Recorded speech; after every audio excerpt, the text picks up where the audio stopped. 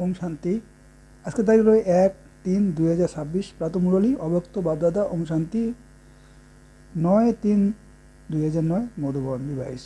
পরমাত্ম সংমিশ্রণ এবং কম্বাইন্ড স্বরূপের যথার্থ হোলি উদযাপন করো। আজ হোলিয়েস্ট বাবা নিজের হোলি বাচ্চাদের সাথে হোলি উদযাপন করতে এসেছেন। সব বাচ্চাই হোলি বাচ্চা, তোমরাও সবাই হোলি উদযাপন করতে এসেছো।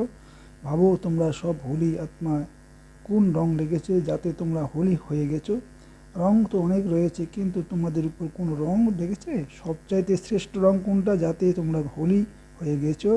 সর্বাপেক্ষা বড় রং হলো পরমাত্মার সঙ্গে রং।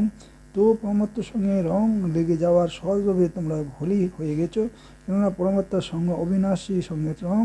রং তো অল্প সময়ের জন্য হয়, কিন্তু পরমাত্মার সঙ্গে রং লাগায় সহজেই হোলি অর্থাৎ পবিত্র হয়ে গেছে। অপবিত্রতার রং থেকে আত্মার রং পবিত্র হয়ে গেছে, কেননা তোমরা সবাই পরমাত্মাকে নিজের কম্পেনিয়ন বানিয়ে নিয়েছো, কোম্পানি বানিয়ে নিয়েছো, সেই জন্য কম্বাইন্ড হয়ে গেছো। এই কম্বাইন্ড স্বরূপের ভালো লাগে তো না? এই কম্বাইন্ড রূপ কখনো আলাদা হতে পারে না। অনুভব আছে না, সদা কম্বাইন্ড থাকো তোমরা, তাই না? একলা নয়, মায়া একলা করার চেষ্টা করে, কিন্তু যারা সদা কম্বাইন্ড থাকে তারা কখনো আলাদা হতে পারে না। কেননা মায়া আলাদা করে আবার পুরানো সংস্কারকে ইমেজ করে দেয়, আর পুরানো সংস্কার ইমেজ হয়ে যায় তো সূক্ষ্ম সংস্কার মার্জ হয়ে যায়।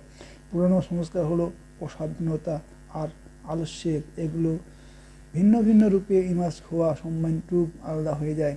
তো প্রত্যেক নিজেকে চেক করো যে সদা কম্বাইন্ড থাকো কি না, নাকি কখনো একলাও হয়ে যাও। মায়ার অনেক স্বরূপ তোমরা জেনে গেছো তো না? সে চাতুর্য দ্বারা নিজে রং লাগিয়ে দেয়। আলাদা হওয়া অর্থাৎ মায়া রঙে রঙিন হওয়া, এই অসাধনতা আলস্য অনেকভাবে ভিন্ন ভিন্ন রূপে আসে। তাকে চেনার জন্য মায়ার নিজের দিকে আকর্ষণ করে, এবং এই অসাধনতা আর আলস্য রাবণের ভাণ্ডার, সেটা বাবার ভাণ্ডার নয়।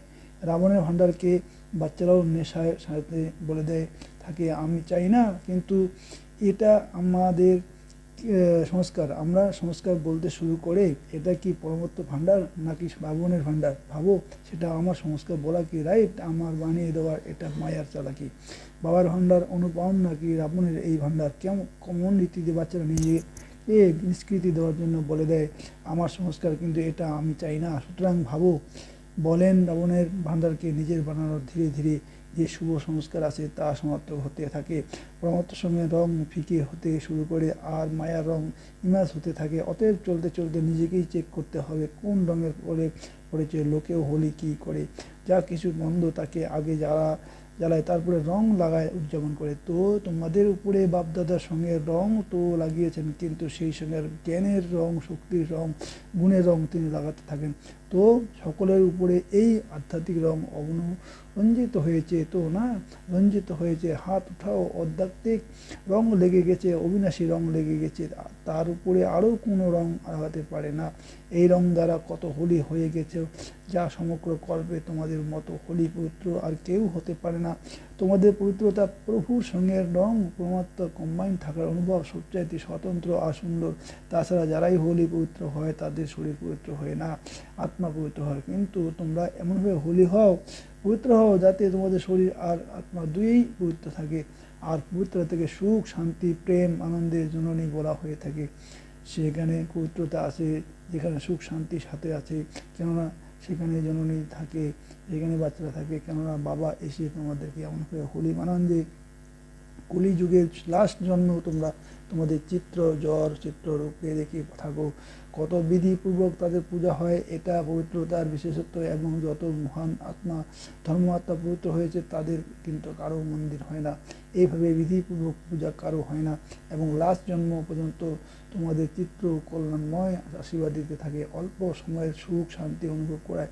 তো তোমাদের হোলি আর দুনিয়া লোকে হোলির মধ্যে কত পার্থক্য। যদিও মনোরঞ্জনের জন্য তোমরা অল্প বিস্তর উদযাপন করো, কিন্তু প্রকৃত হোলির পরমাত্মার সঙ্গে রঙের এবং কম্বাইন্ড স্বরূপে যথার্থ হোলি তোমরা উদযাপন করো। লোকে হোলি ভিন্ন ভিন্ন রূপে পালন করে, বাস্তবিক পক্ষে তোমরা জানো যে হোলি শব্দের রহস্য আছে, যা কেবল তোমরাই জানো, তোমরাই উদযাপন করো। হোলির অর্থ হলো হোলি যা হয়ে গেছে তা অতীত, তা তোমরা সবাই পুরানো জীবন, পুরানো বিষয়ে, পুরানো সংস্কার, পুরানো ব্যর্থ সংকল্পকে হোলি অতিবাহিত করেছো, তো না, যা অতিবাহিত হয়েছে তাকে অতীত করা অর্থাৎ হোলি, তো এভাবে করছো নাকি এখনও কখনো কখনো ভুল করে পুরনো সংস্কার এসে যায় যখন আমাদের জন্ম নতুন। তোমরা তো সবাই মরাজীবা হয়েছো না, হয়েছো, মরজীবা হয়েছো, হাত উঠাও। আচ্ছা, নতুন জন্ম হয়ে গেছে, তো পুরানো জন্ম কীভাবে স্মরণে আসে?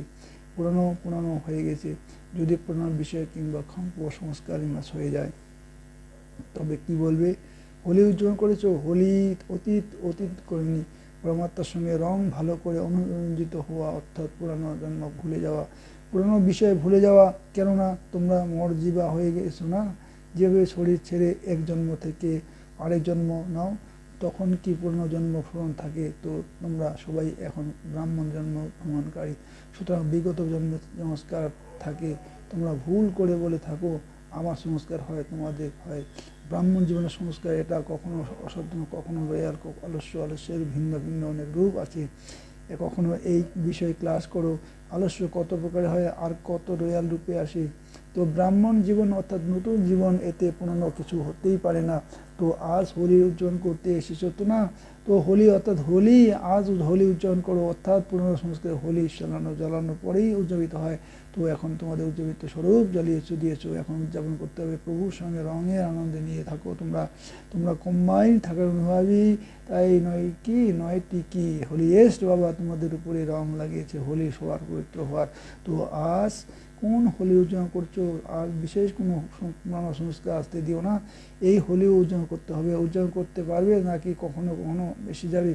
এই রয়াল বাক্য আমি করতে চাইনি, কিন্তু আমার সংস্কার এটা কাজ দৃঢ় সম্পর্ক বিধি দ্বারা সমাপ্ত করে দাও। সর্বসদা জন্য এমন হোলি উদযাপন করা সাহস রাখো, নাকি কখনো কখনো উদযাপন করব না যারা মনে করো যে আজ থেকে পুরনো সংস্কারের হোলি হোলি হয়ে গেছে, যা অতীত তা অতীত হয়ে গেছে, জন্ম নতুন, সেই পুরনো জন্ম শেষ। এমন করে যারা সাহস বজায় রাখে, তোমরা সেসব বাচ্চারা বাবার মিষ্টি মিষ্টি হারানিধি বাচ্চা, তাই না? তো এটা সংকল্প নয়, দৃঢ় সংকল্প। এই দৃঢ় সংকল্প করার সাহস আছে, হাত তোলো।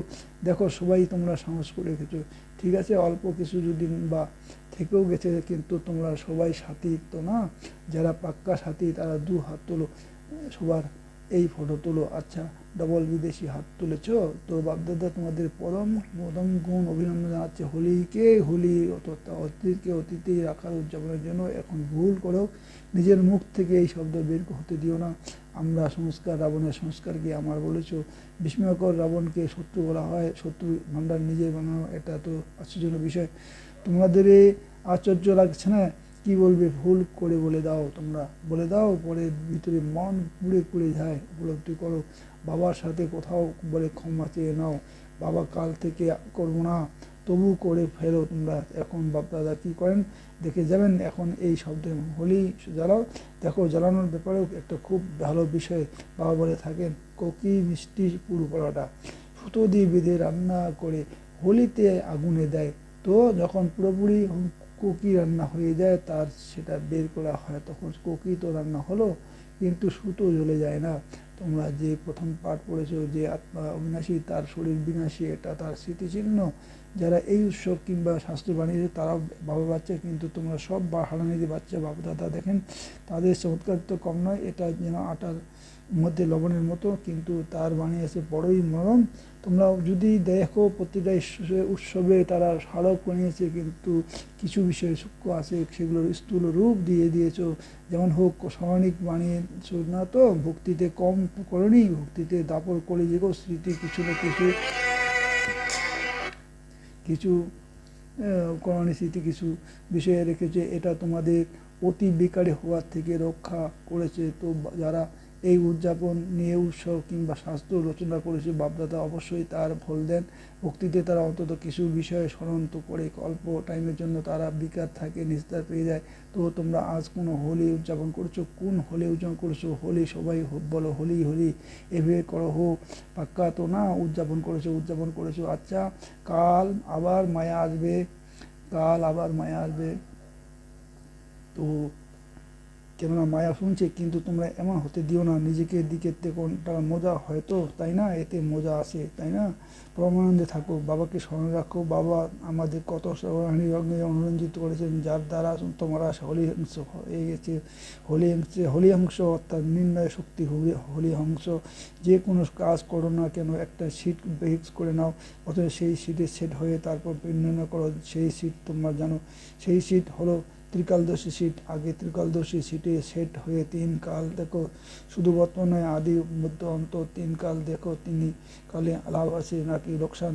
কিন্তু বাচ্চা বড়ই চতুর, বাবা তাদের চাতুরি শোনাবেন। কি বলো তোমরা, কাজটা এভাবে করা ছিল না তো, সেই জন্য কাজটা এভাবেই চালিয়ে নিয়েছে, তা নয়তো আমি বুঝি এই যে এটা উচিত নয়, কিন্তু কি করে নিয়েছি, ঠিক আছে, কিন্তু কি করে নিয়েছি, সুতরাং এই কর্মের ফল পেতে হবে তো না, অতএব চাকরি করা ঠিক নয়। বাবাকে অনেক প্রভাবিত করার চেষ্টা করে ভুল করে তো না, তারপরে আবার বাবা দাদাকে এমন এমন বিষয় শোনাও, বাবা আপনি করুণাময় তো না, আপনি ক্ষমার সাগর তো না, বাবাকেও স্মরণ করিয়ে দেয় তিনি কে। আপনি বলেছিলেন তো না আপনাকে শুনিয়ে শেষ করে দিতে, যেমনই হোক অনুভব সাথে শুনিয়ে শেষ করো, একটা কথা পাক্কা করে শুনিয়ে দাও তো, কিন্তু দৃঢ় সংকল্প করে স্বপরিণাম করে তারপরে শোনাও। তোমরা বিমোহিত করার চেষ্টা করো, বাবা আপনি বলেছেন তাই না, বাবাকে স্মরণ করিয়ে দেয়, বাবা আপনি এটা বলেছেন না, বাবা আপনি এটা বলেছেন না, বড়ই চাতুরি করো, কিন্তু চাতুরি করো না, সাহস রাখে এরা করতে হবে, বে করো না। আমার বাপদাদা সারাদিন বো অনেক গীত করবো, দেখাবো, হব গীত স্পিড কি, যারা বো করে ভবিষ্যৎ সুযোগ শব্দ বলে তারা বাবার সাথে ফিরবে, বাবা তো এবারেরই, আর যারা বো করে তারা তো এবারেরই হয়নি, তাহলে বাবার সাথে কিভাবে যাবে, দেখতে থাকবে অন্যরা বাবার সাথে যাচ্ছে।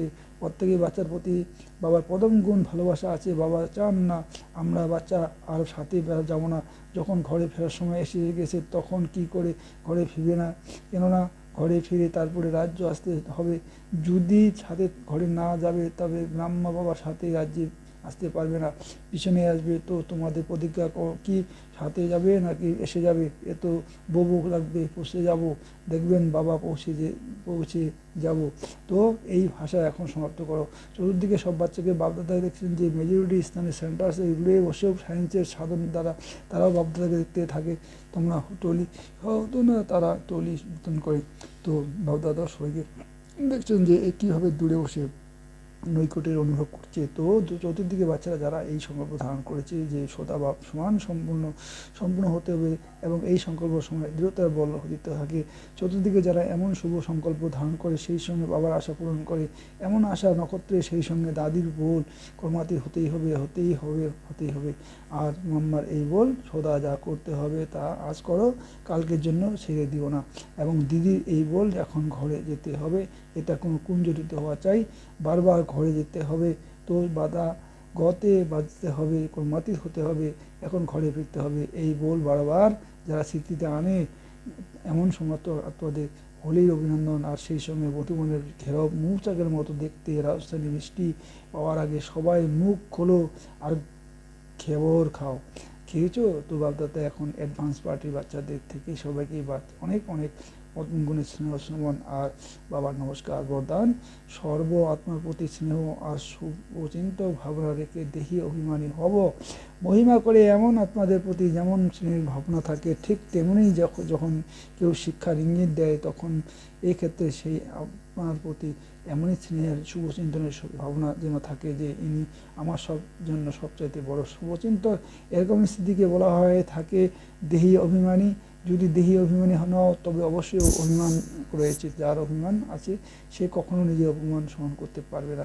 স্লোগান: সদা পরমাত্মা ভালোবাসা হারিয়ে যাও তবে দুঃখের দুনিয়া ভুলে যাবে। অব্যক্ত এসেরা নিশ্চয়ের ফাউন্ডেশন মজবুত করে সদা নির্ভয় আর বিঘ্ন থাকো। যখন কোনো বড় হাতে হাত থাকে তখন ছোট স্মৃতি বেফিক পথ আর নিশ্চিত থাকে তোমাদের নিশ্চয়ই আছে যে বাপদাদা আমার সাথেও আছেন এবং আমার এই অলৌকিক জীবন হাত তার হাতে আছে, অর্থাৎ জীবন তার কাছে সমাবেত, সেই জন্য দায়িত্ব তার হয়ে যায়। সব বোঝা বাবার উপর ন্যস্ত করে নিজেকে হালকা করে দাও, তবে সদা নিশ্চিত থাকবে এবং সর্বকার্য অ্যাকুরেট হবে। ওম শান্তি, ওম শান্তি, ওম শান্তি।